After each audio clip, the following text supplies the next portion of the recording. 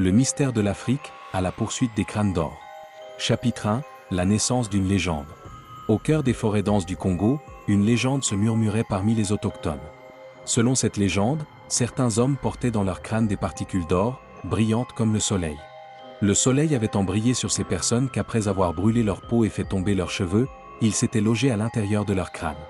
Obazi, le plus ancien sorcier du village de Mambaza, avait entendu cette histoire de son père lorsqu'il était enfant.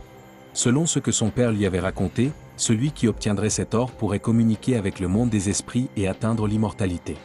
Obazi avait consacré sa vie à la recherche de cette légende, mais n'avait jamais réussi à trouver l'or. Ayant dépassé la soixantaine, il était devenu un homme vivant seul dans la forêt, considéré comme fou par les villageois. Après des années de recherche et d'expérience, il était convaincu que l'or ne se trouvait que dans les crânes des hommes chauves. Chapitre 2, l'obsession. L'histoire d'Obazi attira l'attention du docteur Kamo, un anthropologue venu de Nairobi. Le docteur Kamo étudiait les rituels mystérieux des tribus africaines. Lorsqu'il entendit les étranges rumeurs provenant de la région où vivait Obazi, il commença immédiatement ses recherches. Au cours des 3 dernières années, on avait signalé la disparition mystérieuse d'au moins 5 hommes chauves dans la région. Lorsque leur corps était retrouvé, tous avaient le crâne ouvert et vidé. La police locale avait conclu à des attaques d'animaux sauvages, mais le docteur Kamo avait des doutes. Le docteur Kamo se rendit dans la région avec son assistant, Adé.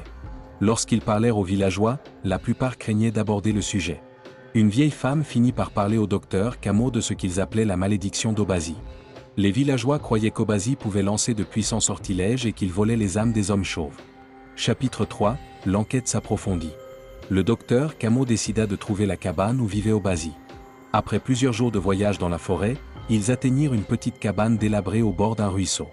À l'intérieur, les murs étaient couverts de symboles étranges, de plantes séchées et d'os. Dans une petite annexe derrière la cabane, le docteur Kamo découvrit un laboratoire. À l'intérieur se trouvaient des bocaux, des produits chimiques, et le plus terrifiant, 5 crânes. Tous avaient été soigneusement ouverts et évidés. C'est à ce moment qu'Obazi apparut.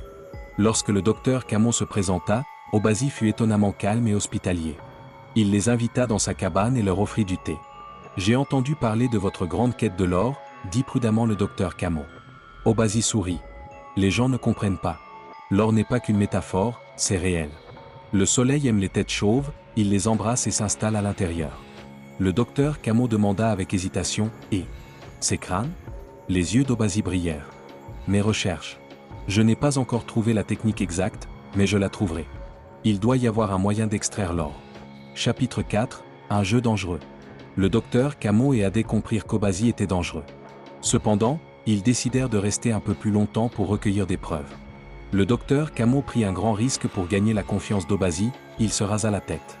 Quand Obazi vit la tête chauve du docteur Kamo, ses yeux s'élargirent. « Le soleil t'a embrassé aussi », dit-il avec excitation.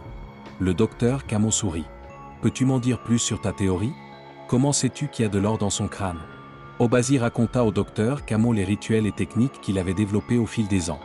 Avec chaque nouvelle victime, il perfectionnait ses méthodes. À ses yeux, ce n'était pas un meurtre, mais une recherche sacrée. Cette nuit-là, alors que le docteur Kamo dormait dans sa tente, il entendit Obazi murmurer des incantations.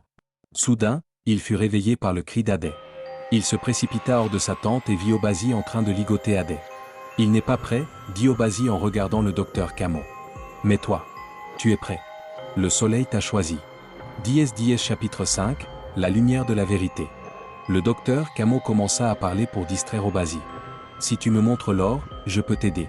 Je suis un scientifique, peut-être pouvons-nous travailler ensemble. » Obazi hésita, puis alla dans sa cabane et revint avec une petite boîte. Lorsqu'il l'ouvrit, elle contenait une poudre brillante. « Voici, dit-il fièrement, l'or que j'ai extrait des 5 crânes. Mais ce n'est pas suffisant. J'en ai besoin de plus. » Le docteur Kamo examina la boîte. Le contenu n'était pas de l'or, mais simplement des minéraux brillants. Obazi était tellement profondément plongé dans son délire qu'il ne pouvait pas voir la réalité. « Obazi, dit doucement le docteur Kamo, ce n'est pas de l'or.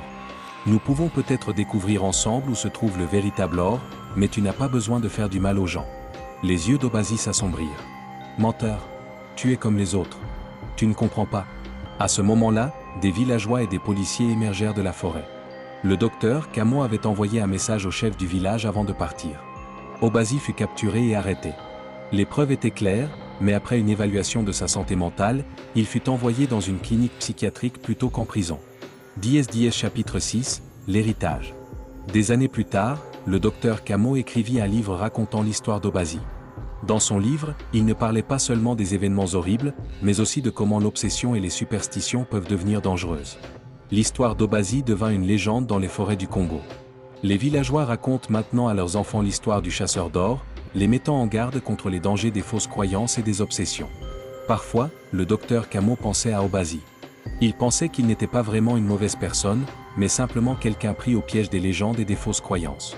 C'était un exemple tragique de la façon dont le riche patrimoine culturel de l'Afrique pouvait prendre un chemin sombre. Et parfois, la nuit, lorsque la lune brille sur la forêt, les anciens murmurent encore. Fais attention, l'homme qui cherche de l'or dans les crânes pourrait revenir. Fa.